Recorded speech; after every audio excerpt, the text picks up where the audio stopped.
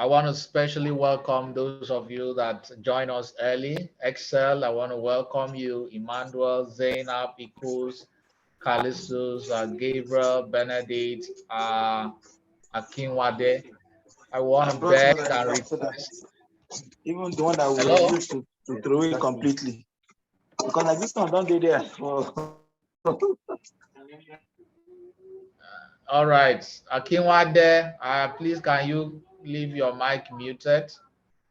I want to specially welcome our guest for today. And before we start, I understand that in the United States, this is where a lot of people are planning to go for their lunch break. And in most places in West Africa, this is where people are actually coming back from work. So I am pretty sure that all of us here belong to the category of those who are retiring from their daily activities or trying to go out to have a little bit of ease before you continue the rest of the day. So this is a perfect timing for those who can join us during these periods. And I don't take this attendance for granted. In the past, we have had hundreds of students attend some of our events depending on the timing. And it's been such a pleasure to have our guests ready and available to share with us some learnings today. I want to beg you to stay till the end. We are not going to exceed 45 minutes or 1 hour because we know how precious this is. And we know that time is money for a lot of us who are here. So we want to stick to our time. But this interview is about us, about knowledge sharing, about opportunities to grow and opportunities to learn so much more about what you can do as a data analyst. I want to request that if you are here right now, please share the flyer, share the link, how you got this link, share it with your friends, share it with your associates, let them know that there is knowledge sharing going on here right now. I want to request that you can also invite some of your friends to join us. The recording would be made available on social media, of course. As in the past, we've always had people who would come back to watch the recordings and keep you in touch with our guests on social media, on LinkedIn or Facebook or Twitter or whatever media is out there um, for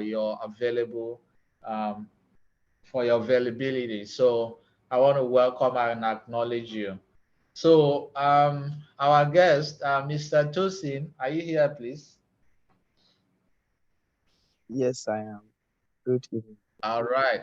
We know say you be fine, Bobo. Now just bless us with your face. We want to read your bio. Please, yeah, yeah, following your footsteps. Okay, no problem. I'll turn on my video right now. Yeah, we want to read your bio so people can know who. All right, awesome, awesome. How are you doing? How was work, sir?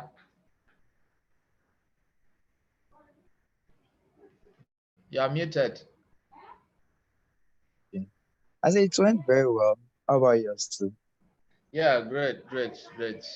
We Good. are trying our best. And one of my friends, Sarato, I don't know if you know her. She recently got the Commonwealth Scholarship in the UK. You know Sarati, quantum analytics, right? She taught me. Yeah, yeah, She's very, yeah, yeah, very calm, a lady, very patient, and very, very sound. So, yeah. So when I think it's either she shared your recent job with Deloitte or somehow, but I got to know about it from her updates somehow. I've been chatting with her a couple of times, so that's when I think I said, okay, let me reach out to you, and I'm so happy that you accepted to be here today. So thank you very much. I really appreciate. I should be thanking you too for the pleasure. It's my pleasure too. Yeah. So today you are going to do a lot of talking. And I'm going to just briefly read your bio for those who want to know who Tosin is. There is so much more. So Tosin Ileshami, did I get that? Well, you did try in this moment, but no problem. You can continue. You're not. Sorry. No, He no is problem. currently a data analyst with Deloitte Building Technology Solutions for leading organization. He has 3 years of experience in data analytics and finance and consulting industries. He has built data-driven solutions and products that has helped leading organizations to maximize their profits and improve decision making. He is also an electrical electronics engineering graduate of Madoda University and also a master's program in information technology with the University of Lagos, Nigeria. He also served as a, he also has several data analytics certifications to his credit, which includes a nano degree in data analytics from Udacity and others. He lives in Lagos with his beautiful wife and adorable son, and he believes strongly that God helps men. It's I know that you'll be a big man, so you are just trying to keep it simple. Thank you so much for that brief bio. And one of the things I love to ask about when I have sections like this with amazing folks like you is to find out how your career paths have been like from becoming an electronics engineer to navigating into for your masters and to data analytics. Just give us an overview. How has it been like taking all these paths? Okay, so to be honest, I think it has been more of a, should I say like this? If there's going to be, if there's a road path that goes like this, you get, or just like a web, right? It's not, it doesn't be straight at all, right? Starting out, okay, so electrical engineering first degree in Zenith, I started as an IT support engineer, just normal support. And I did that for close to 5 years, if I'm not mistaken. Tried my hands Wow. out at some points on information security, tried out communications, tried out some other things before finally in 2019 then stumbled on data analytics and it has been quite interesting all the so, Okay. So why did you choose to be a data analyst? Looking at all your okay. antecedents, Okay, why not so something else?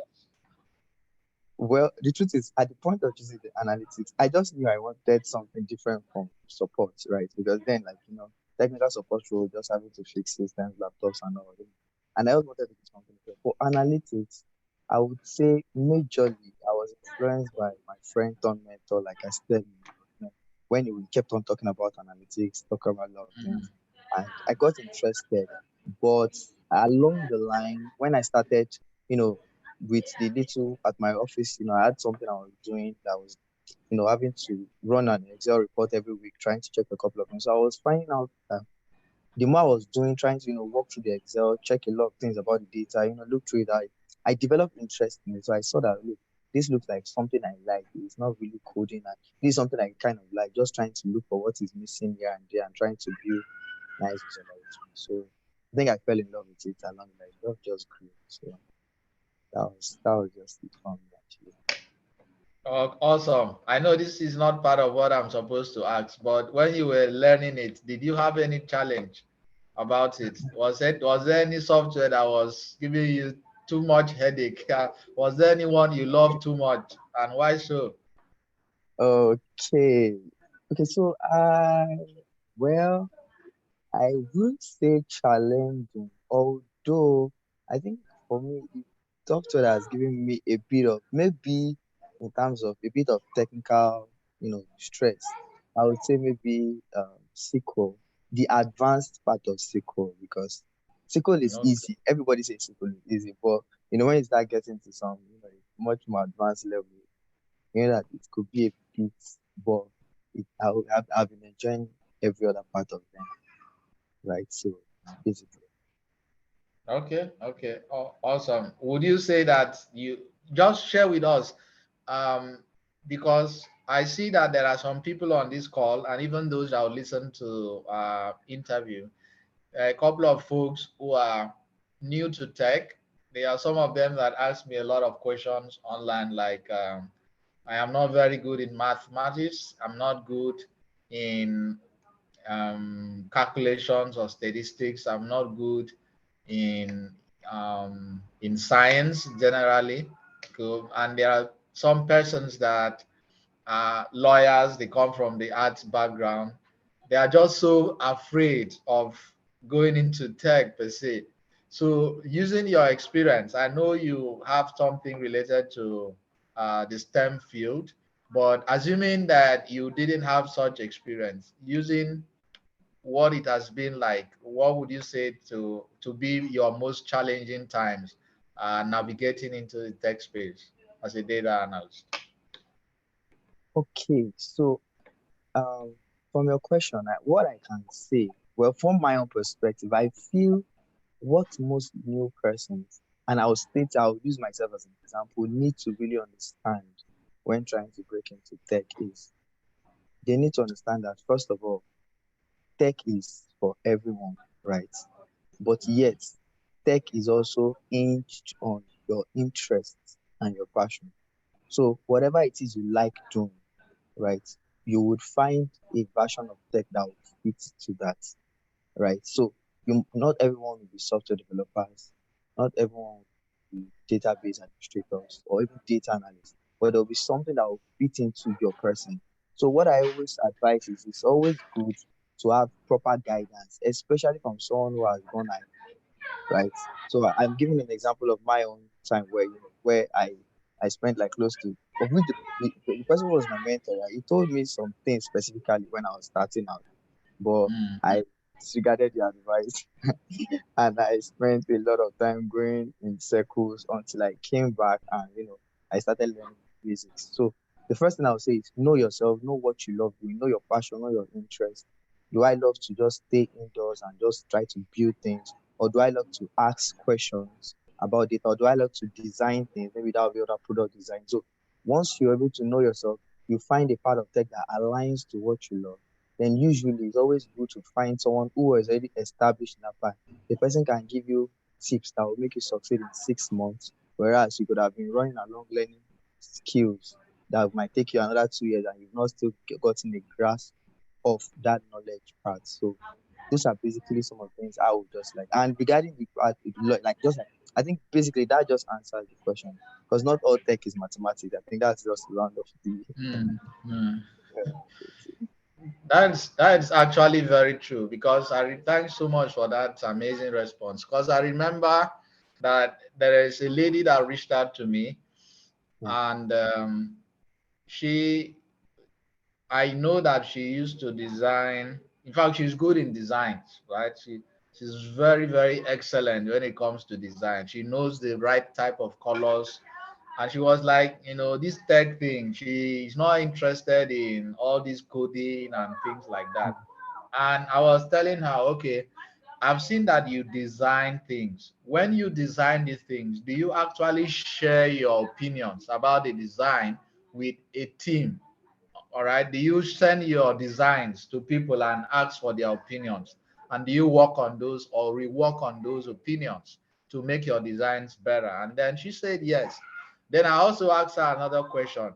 Do you appreciate when people recommend your services to design companies or for people that need your type of designs? Do you see yourself working in a space of designers and people that can manage a project for designers? And she said, Mhm. yeah. And she said that is her strength. And I said, well, you know what? You may not really like Python the way I'm seeing you like this. That's you, that. you may not really like Python. So I'm going to encourage you to go in and learn UI UX, front Yeah. end, those type of things. Go in there and learn it. And when you see that you have improved in this, you can add product management to it because you have shown that you have passion, you have skills, transferable skills from these other sections of what you're doing. So you're not going to be struggling so much for it. Excel is my favorite software, because that is where I started my life from, right from secondary school, Wow, that's started, yeah, I was one of the very first guys that came on board Microsoft down the south before I traveled, years back, about 20 years ago. Microsoft was building their first facility in my state at the time in a secondary school. And we're not so passionate about it, like students now waiting be all this big computer, and you see all these Lagos boys then coming with all these big bags with laptops, So it was really fascinating for me. It was only a teacher that reached out to me and told me to go and enroll. I hesitantly did so, but right now I'm always appreciative of that man. I keep wow, talking about him all the time wow. because he introduced me to that section and it blew my mind. So when I went into advanced Excel, it was a piece of cake. I could Yeah, understand it just at my fingertips, provide solutions that easy. And with that understanding, working with a software like Power BI with Power Query yeah, became yeah, yeah, sure. very easy as well because it was the skills from Excel was transferable. So for those listening and they say, this tech too hard, the problem is not tech too hard. The problem is, do you know what you want, or do you know the skills you have, or do you know where your strength lies? So I would have like three other questions, but I'm going to leave this room for our guests, those participants, to find out if any of them would want to interact with you to ask questions. So this would No be problem. your time, people, to reach out to Tosin before I ask this question. But before they do that, please share with us how you were able to secure a job with Diolet. And after that, we can have questions from the audience. And Okay. how have you been seeing the job so far? Are you enjoying it or you want to run away? Okay, okay. How did I secure a job with Deloitte? Okay, so I think regarding Deloitte, although I believe maybe I've been doing some posting online. Probably I should believe, but I know, happen to have one of the persons. In fact, my team lead used to be like a former colleague, right? So he posted the link one time and like, Mm, okay, and it's a very very funny experience. My life experience, how funny the experience was. He posted it on the WhatsApp that okay, fine, they need some guys in their, and I know he works with the tech team, right? So I didn't apply initially. I did not apply. Instead of me to apply, I just took the post and I posted it on my status for people to apply. So people then asked me, why didn't you apply? I said, like, I need to like apply. Why did you apply? I was like, I was doing, I forgot. So when I heard that one of the persons that applied had gotten back from Deloitte, I was like, wait, are they playing? Are you playing with your life here? So immediately I just quickly, I just quickly asked, like, is this still open? The person said yes, and so I sent him my resume and the processes went on. I have to first interview, second interview. I had to do a dashboard at some point, just to test for your technical and proficiency. And eventually, God gave us the job and we started. So then, regarding my experience, to be honest, I would like to my first my experience has been extremely challenging. I'll be honest with you. It has been a very, very massive learning experience for me. So I left a place of having to do just a small dashboard, just do small stuff and you're good. Just post it on LinkedIn, you're happy with yourself, to having to deal with the real world issues. When I mean real world issues, it's a different thing when you're doing your personal work yeah, for yourself. Just do one or two dashboard, post it. You don't care if anybody understands or not, you get. But now where you're building solutions, you are given a data set that looks like the refuse dump. You get it, just data is everywhere. You have to. I remember, okay, fine. One of the first things that projects I was working on, I was given a data set, and I was looking at it like I don't understand what is going on here. I called, I called because I have a lot of data people I work like, people that help me out. I called most of them. We got on a Zoom call. Some of them were telling me like, "Look, this data. If it's me, I'll not collect this job." But that's what someone be trying to. Which kind of data is this one? Everything is just scattered here and there. It's an Excel data. So I called like after calling like 3 4, I just told sometimes I'll go to the bathroom. I was like, God, I know you can't fail me at this point. But eventually, as time went on, I was able to, I was able to put myself through and build something. It's still work in progress though. And I was also been able to know nothing. I've also been able to learn it. There is also a point where I was still discussing with my colleague. Inside acceptance, it's a different thing when you are doing things on your own, and also a different thing where whatever it is you are doing must also be accepted and used by a certain set of persons in a way that they will feel that yes, you built something. So it has been a very, very wonderful learning experience for me. I've really enjoyed everything. That's Yeah. it. Thank you so much. I'll come back to ask you something about this experience because I know it's not always easy. It's All right. Let's open the room for others to ask questions and interact. So if you have any question, just put up your hands. If you want to put on your video, you can do that, and then let's hear from you. Anyone? Okay, Akin, go ahead, please. Hello. Hello. Hi. Okay. Good evening, everyone. Evening. I thank you once again for this opportunity to be able to speak with somebody that has gone through the process and has gotten to the end. You've seen the light. To the end. So, John. while we are still in the dark in the tunnel, I want to ask,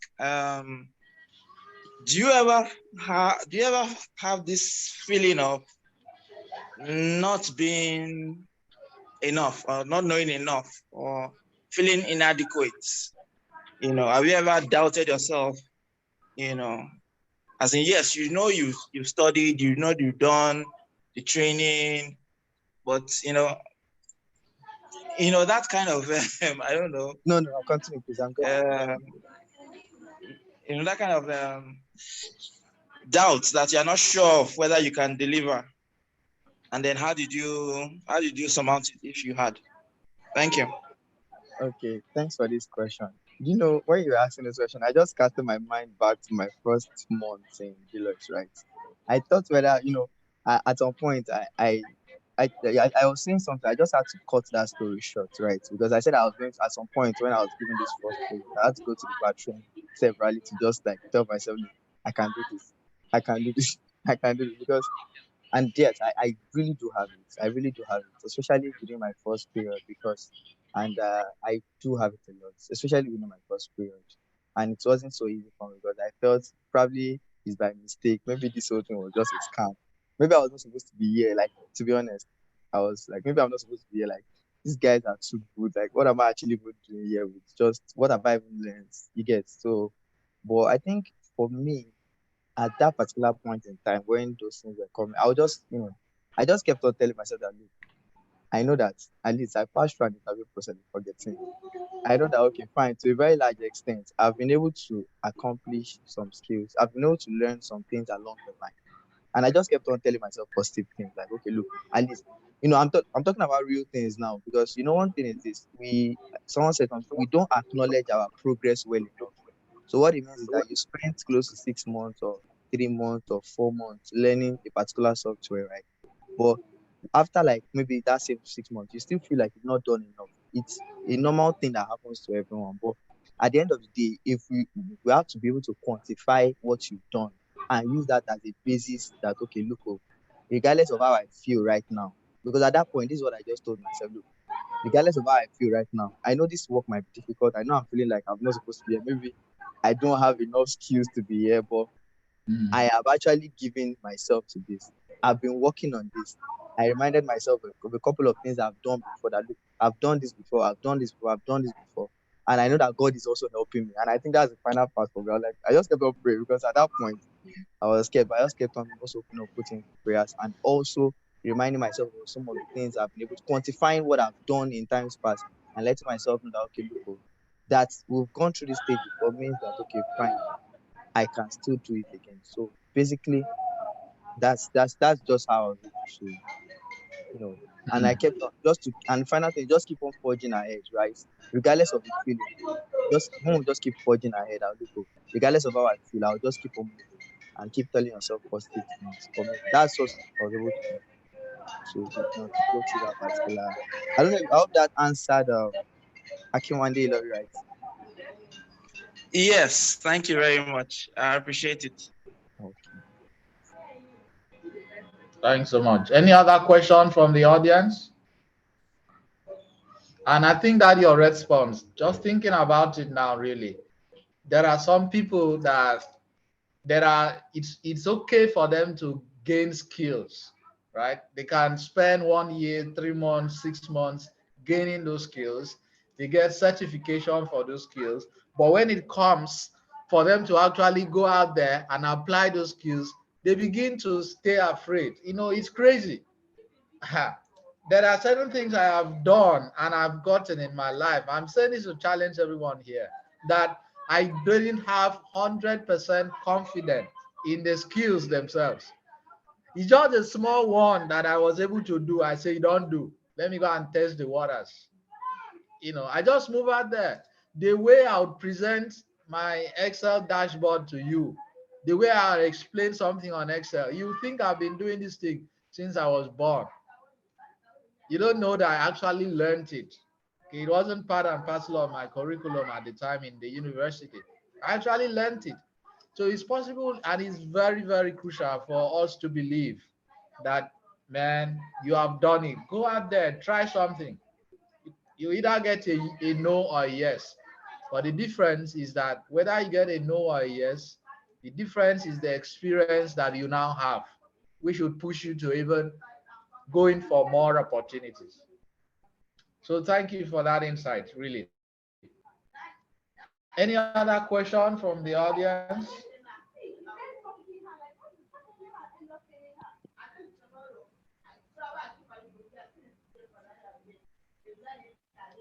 Well, while I wait for other questions, if there are, let's come back to you, Tosin. the, Okay. the the questions that were thrown to you during the interview, um, when you were speaking, I was trying to place my hands on, did the questions come across a particular field, a particular software? What exactly were they looking out for?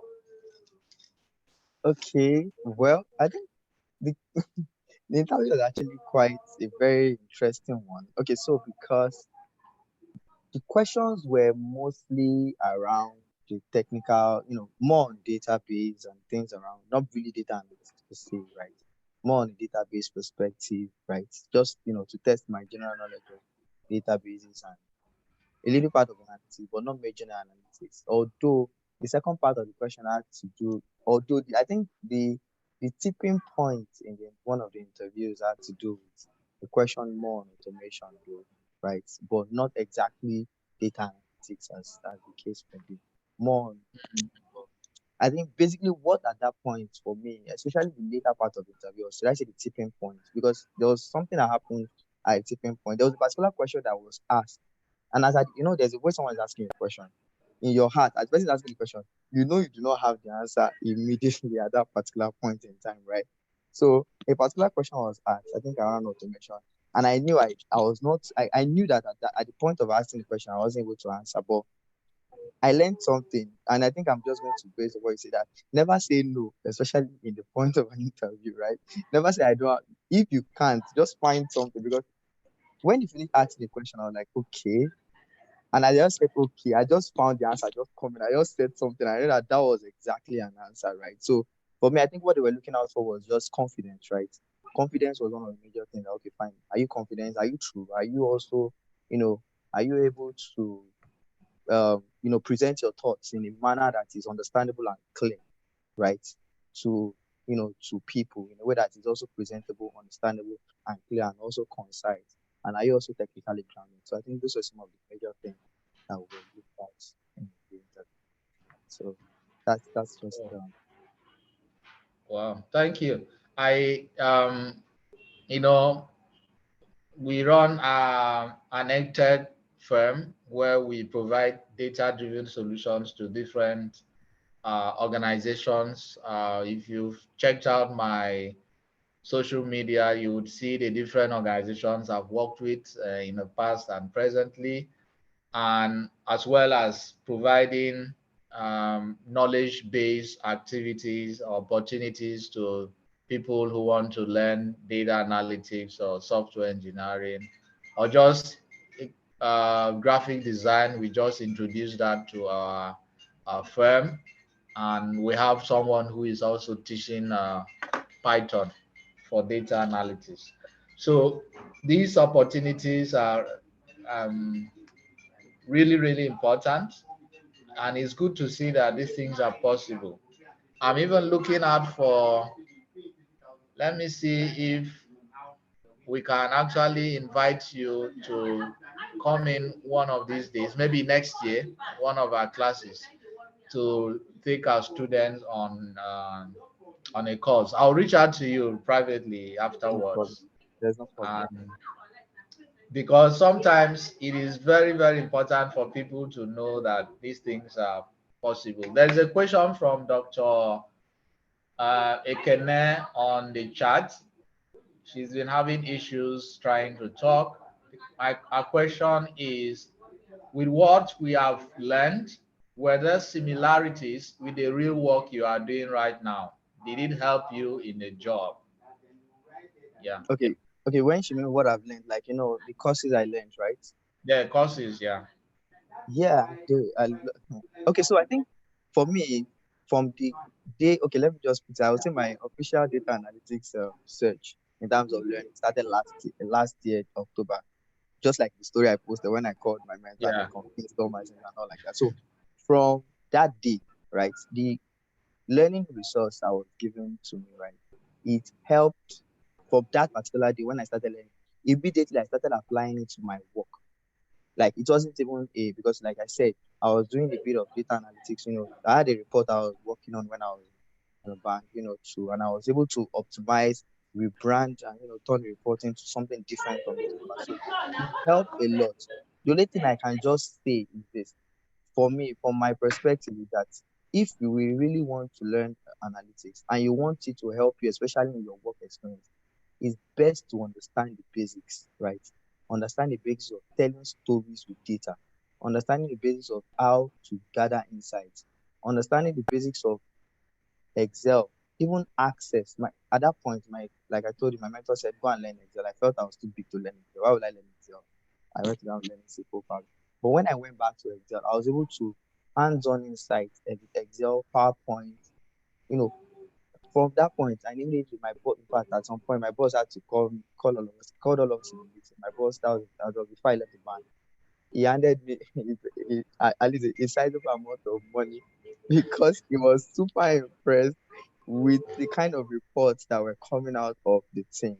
Like he was super impressed, and everybody just contributed money together out just because of joy, right? Joy that okay, fine. This I'm seeing the value from not just this was not salary. This was just I just want to give you money because you have just done excellently well. So for me, I would say from the first day of having to learn some of those the course I think I mentioned it in the story.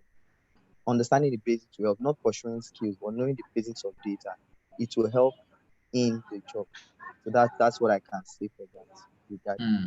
that question. Understanding the basics. That's true. If you have had this very funny experience of people who just enrolled for a data analytics course, and after 3 weeks they're already asking you that they are looking for a job as a senior data analyst. So, I just they look at see these guys and which time did you start learning this thing that you want to you want to jump from one stage to the other? It doesn't work that way. doesn't work out. All right. Yeah, Dr. Kene, we need to go back to the basics. Just that's why every reasonable data analytics school would always start with Microsoft Excel. That's the basis. Before then, even introduction to data analytics. So there's a question from Manuel Olalude. Deoled is an accounting. How have you been able to relate with the accounting environment from a different field? What kind of data do you work with?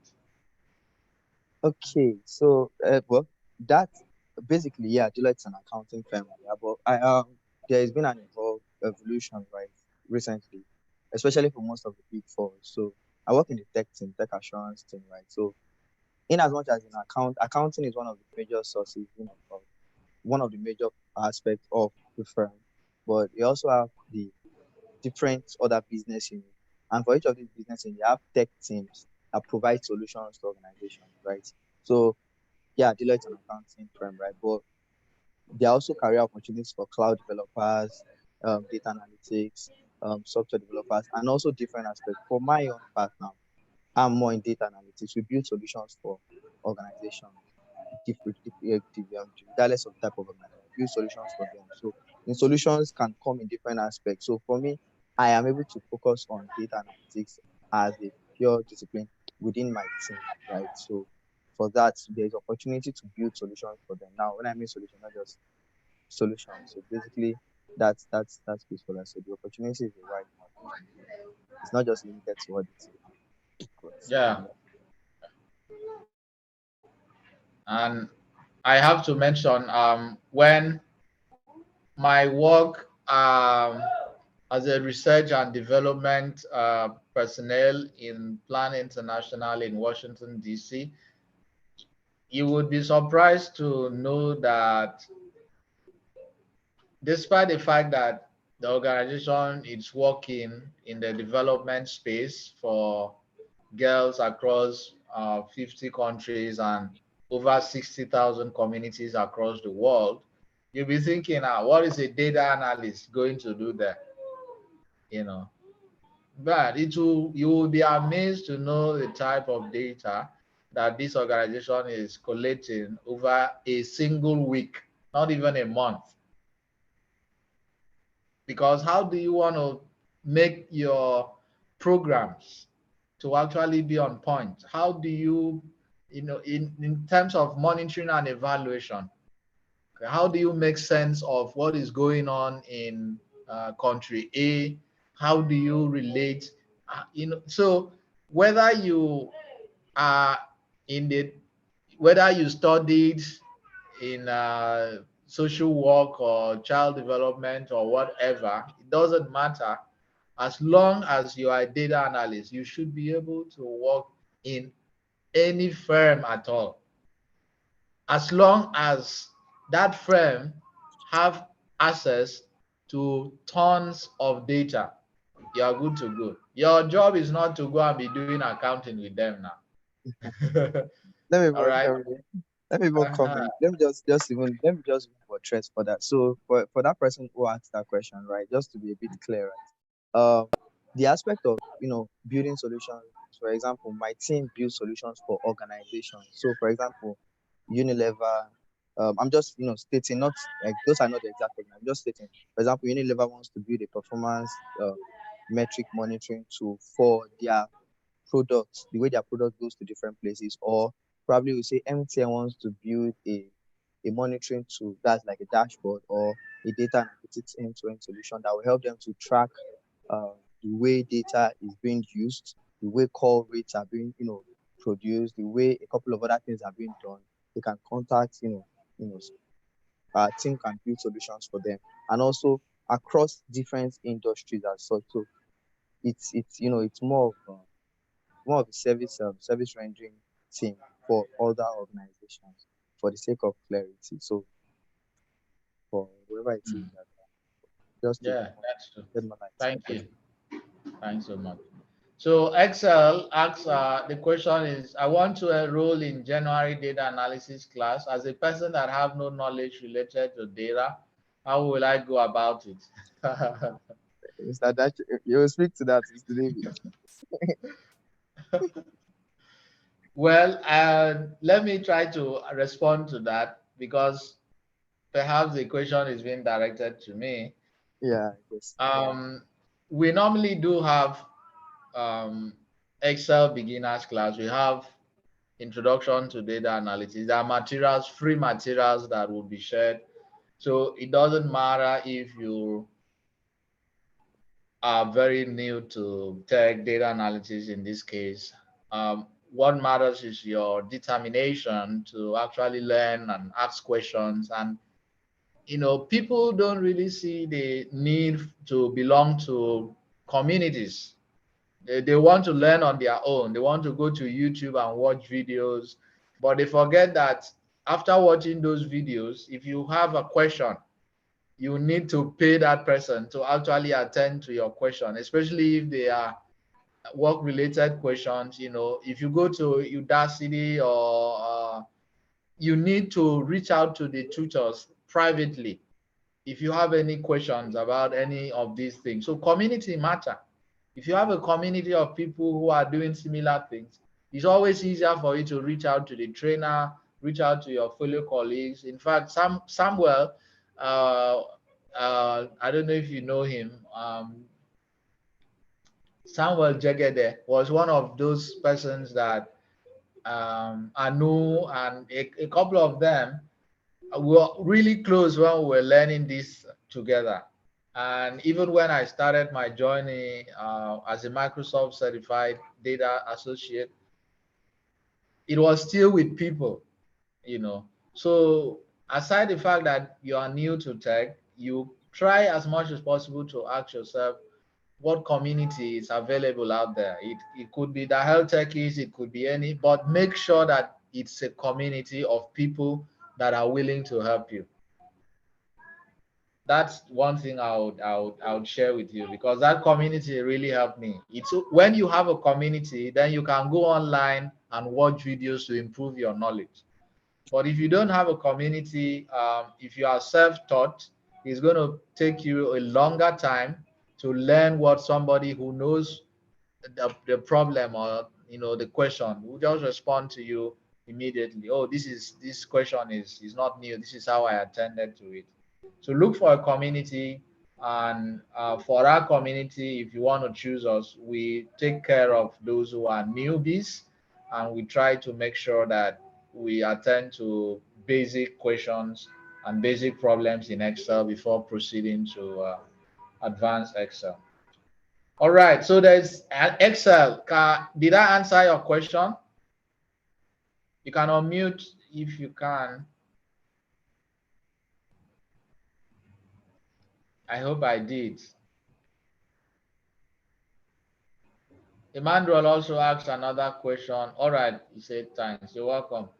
Emmanuel, do you see an accountant combining both tech and accounting field together? If yes, how realistic could it be? An accountant combining tech, right? Not Yeah. well, yeah, sure. I don't think there's any field that can be combined with tech actually. In fact, these days doctors are even combining tech with that's like there's really, I think the only thing that can stop one is just the passion for learning, right? So most of the guys I have, in fact, let me even make it more interesting, right? Okay, so I work with my team has some guys who are accountants, right? Like when I mean chartered guys, but the level of their depth in tech, even sometimes I look at them like, okay, like I'm still trying to learn, right? See guys that are deep in terms of accounting, chartered guys, that know the law, talking of actuarial sciences and all of those deep accounting stuff. But yeah, they know a very great depth of Python. They know a very great depth of VPA. They know a very great depth of UiPath automation and a whole lot of other deep tech stuff that I begin to wonder, like, it seems like there's no difference any longer. You get, they are very good in their accounting space that you can't even near that space.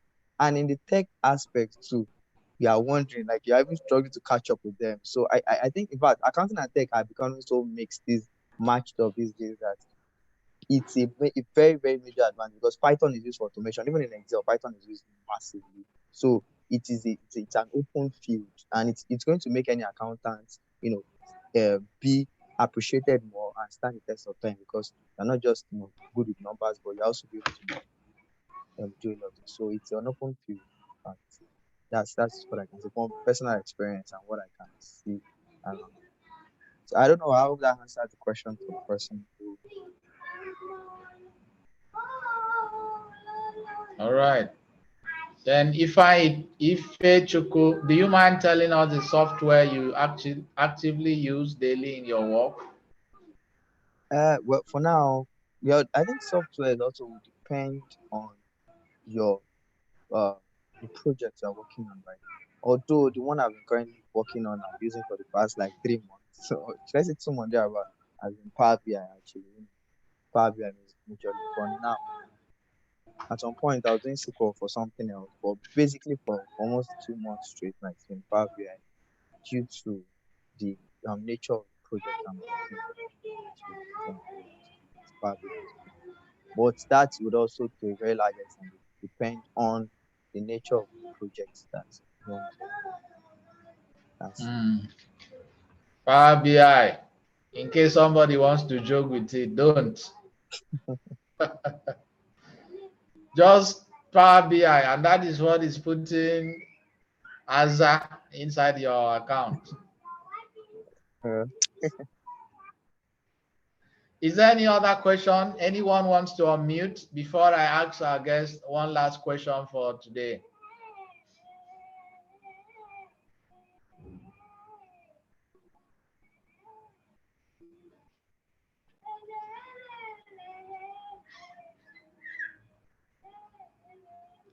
All right. I think we have exhausted most of the questions that are thrown here. And the one last question I want to ask is perhaps final words in terms of encouragement to those who are participants of this call and those who are looking at possible engagements with the tech field, maybe data analytics in this case. And maybe you share how your journey have been like and to encourage them to start looking out for certain opportunities. And there's a last question here from someone, Julian. How long did it take you to assimilate? I don't know if he means assimilating into your new job or into tech generally. Julian, do you want to clarify?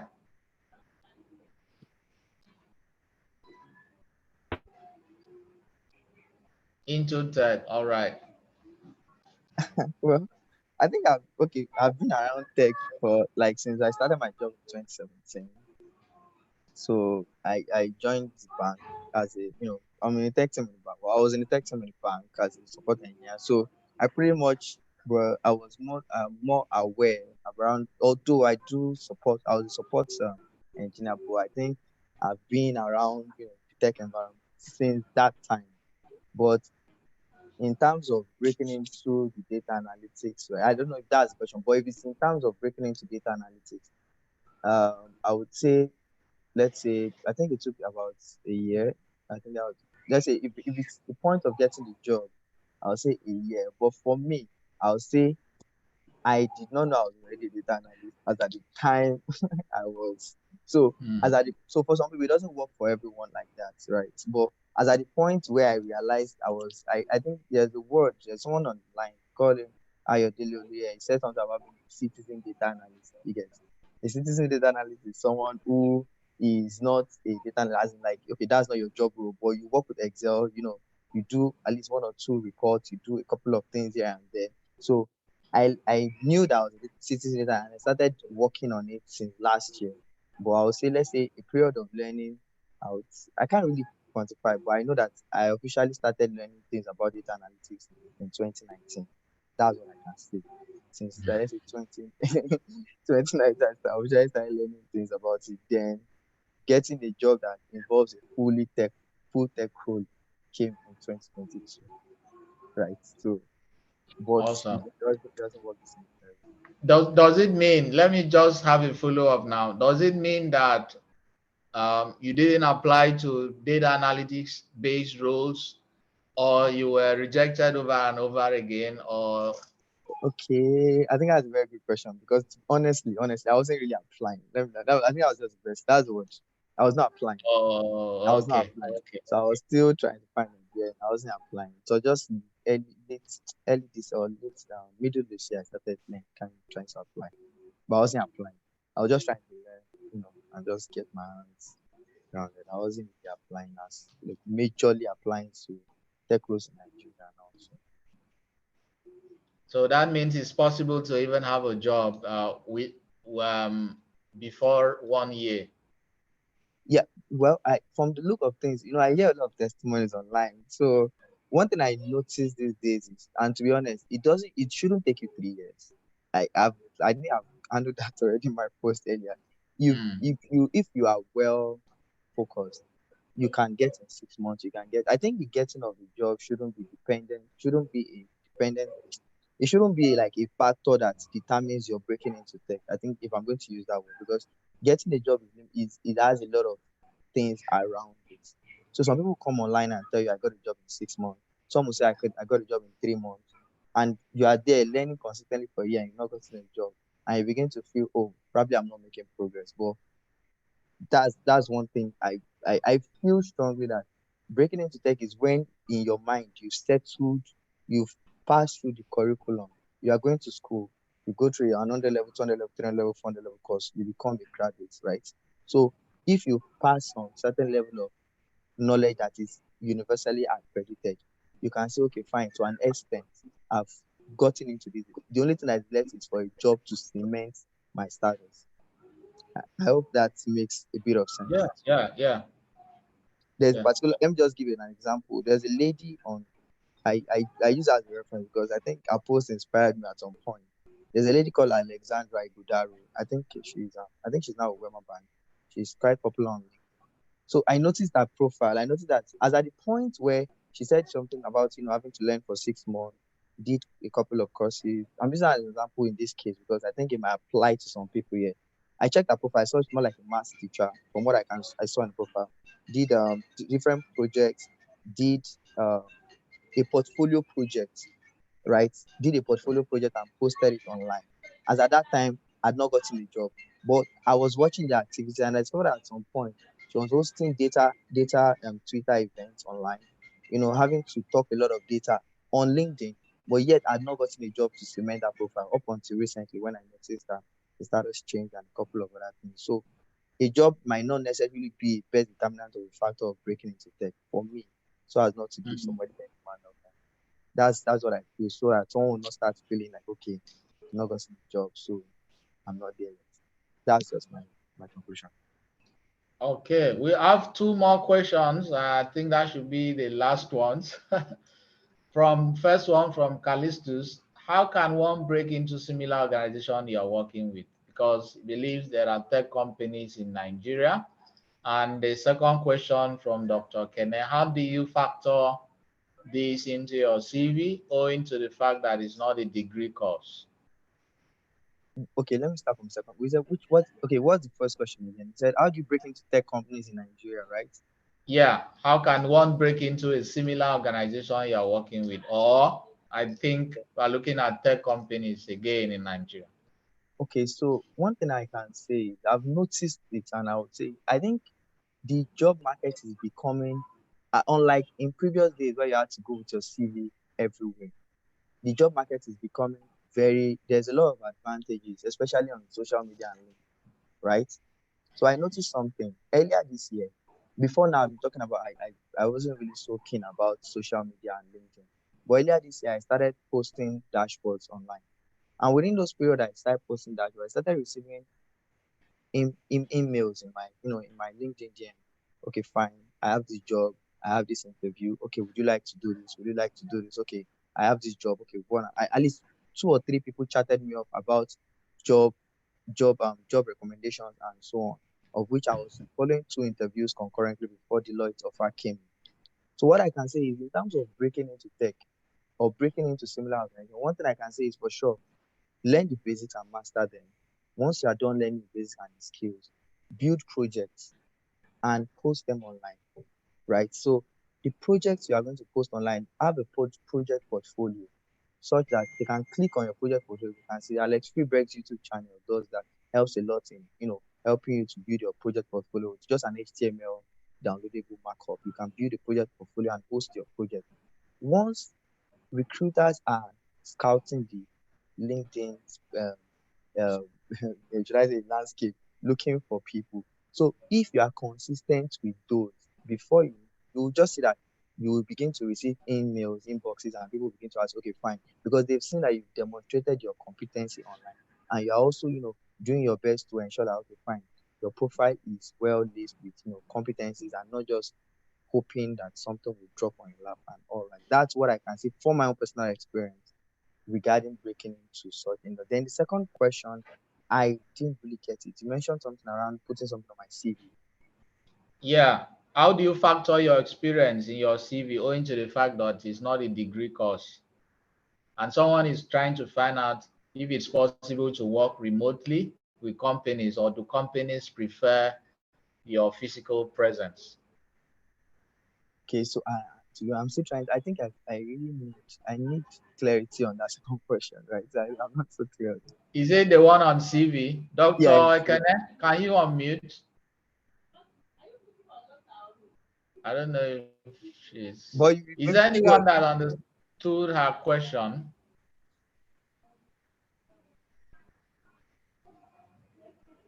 Okay, maybe we should go to the third one, right? Can you read out that third Yeah. one? The third one is it possible to work remotely with companies, or do companies prefer your physical presence?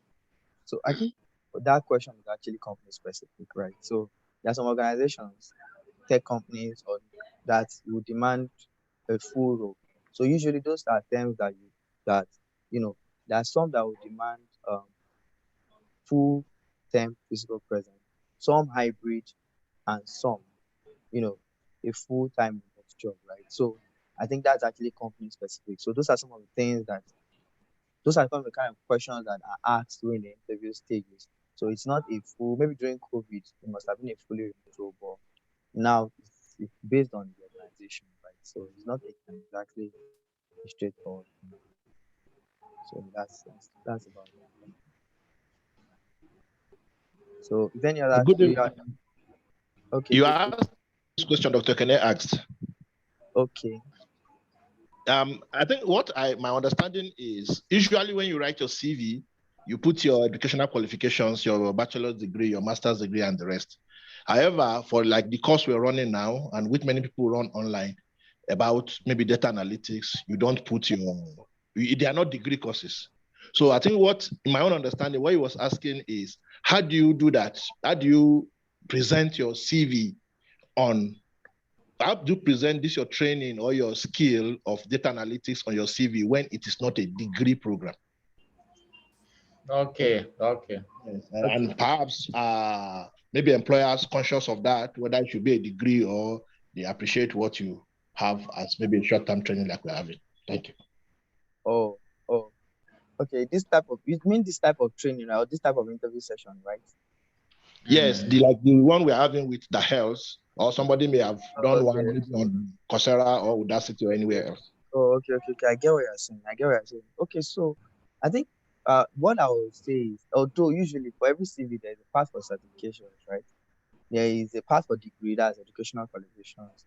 There's a path for certifications. So I should believe that. But although I believe that helps you to speak more regarding that, but that's just my own idea. You should be able to create a path for certifications where those things are falling. But since that help is more of an HR job, so probably you can speak regarding this. Yeah, about that, because I do have experiences in helping some of our students to prepare their CVs. Some of them have really showed some positive outcomes for that. One thing I do tell people, if you are sending out your CV, of course, there's a difference between CV, curriculum vitae, and a resume. While a CV could be either academic or general, a resume would definitely stick to just your job experience. Except if otherwise stated, please send your resume and not a CV to a company that is looking for tech-based roles, because they are not interested in your graduation party, or whether whether you got a first class or not. All right. These guys want to see the things that you are skilled at. So immediately after your contact details, that's your name, address, your LinkedIn stuff, or URL, The next thing is maybe a line or two about your projects, what they call summary. And the next thing that you want to put under there is the next thing you want to put under there is going to be your skills section, because you wouldn't want them to waste time reading all through your resume and then going to your skills section just below, and then they announcing, this one, it doesn't have the skills we are looking for. So you got to catch their attention by making sure your skills section, this is what is recommended. Other people could have it differently, but this is what is recommended for resume. Your skills section should be up there just immediately after your summary. And right after that, you go into your work experience. Work experience, not education, because they want to see your projects, like Tosin mentioned. You want to insert the URL links of some of your projects. If you are sending in a soft copy of your resume, you have to insert your URL links. You have to mention the names of the projects you worked on and your portfolio generally, the name of the company, dates, and things like that. And it's towards the end of your resume. After that, you skip the contact details, comes right there. Is a brief summary, your projects, your skills section, your work experience, and then your education. Okay, your education comes really like the last, and after that, I think you are good to go. You may not insert references for resume, can leave that for your CV, but the summary is not, you are not applying for to be a lecturer, to be a professor. So there's no need to insert a long list of publications and research you've done or conferences you have attended and things like that, especially if they are not related to the role you're applying for. I don't know if I made sense, but this is how resume and this is what is recommended.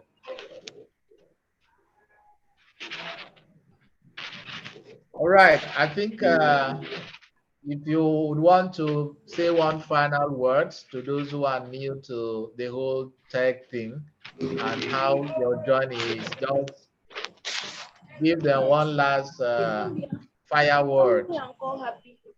It's a firewood. Okay, well, I think Okay. uh, I'm for in a me, I think meeting. the final thing I would just like to say to everyone, which is this. See, I'm not going So I see a to lot of pressure out there, I right? will help A lot of you. Tell her pressure. that I'm going on my off tomorrow. Yeah. I don't have an. Sonny, sound. Sorry, let me mute the person. Go ahead.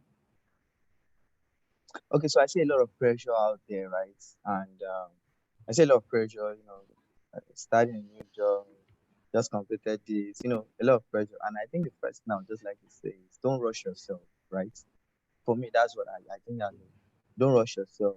Uh, don't allow the pressure of um, LinkedIn's achievements. Let me use that word. Don't allow the pressure of LinkedIn's achievements make you see your hard work as nothing, right? Take things easy with it, because one thing about LinkedIn achievement is what some people come and post that, okay, this. They spent years trying to get to that stage, right? Some people might have spent 3 years, 4 years working on the path, and they come and they just post the result of that. They do not post their stories. Many do not post their pains. Many don't post how many sleepless nights they've had. Many don't post how many times they've gotten rejection. Many times people don't post a lot of they don't post a lot of other things that will make you see that, okay, look, they told the same path that you are doing right now. They just come and post their wins, and you begin to feel like, oh, maybe I'm not even there yet. This guy is just 29, he's making it, he's doing a lot of things. I'm 35, I've not even broken into tech. And you get all those kind of things, right? So, but when I noticed that there's no late comer for this thing, let me just use that word, right? So Yeah. there's no late comer. Take your time, learn the basics. If you see anyone who is doing things better than you are, and you really want to go in that path, rather than get pressured by what the person is doing, even chat up the person, ask the person questions. How did you get here? Okay, what were the things along the way? So that the journey that took the person 5 years, it can take you 1 year, because you asked the right questions, right? So I believe with that, once you're able to get that part settled, learning will be an easy thing, and before you know, seamlessly you transition into the tech space. For me, that's just my plan forever. Awesome. Awesome. Thank you very much, Mr. Tosin. It's Thank been such you a so much. pleasure to have you. We have spent an hour, 5 minutes, and I wouldn't want us to exceed this time. I really appreciate all of you that have attended. Excel, Zainab, Eagles, Callisto, Julian, Big Steps, Akinwade, Galaxy. No be your name, I know. Dubisi, Manuel, Joy, Chizurum, Dr. Kenneth, Joyce, Ijoma, Chioma. This will be available to many of our students. We are a lot in number, and it also the recording will also be posted for those who couldn't join this particular section. So thank you very much for this opportunity. Is there anyone that wants to say thank you to our guests? Thank you to everyone. Anybody from the audience want to say thank you? Yes, All sir. right. Thank you Thank you Drop in very some much, comments in Mr. the Tosin. Thank you. time, your skills, right. and what you've been able to offer us. Thank you very much. Thank you too for your audience, right? Thank Thank you, you. Mr. Right. Tosin, for all the information you dished out to us. Appreciate that. Thank you very much, Mr. Yeah. Tosin. Thank you very much. Though I joined late, but at least I got something. Yeah, sure. I know that yes, because of my mind where I was going. All right. Thanks so much. Bye. Please, if you have any question, reach out to me on WhatsApp or online, and then we'll try to respond to your question. We are starting our January data analysis section pretty much. The enrollment will start in next week. Try to see how you can join us if you may. Hopefully, we'll have Mr. Stosin in one of our sessions to share, to continue what he's been sharing. Una keep una money, it's not free, so that Mr. Tosin will go and buy the wife and the family one big chicken.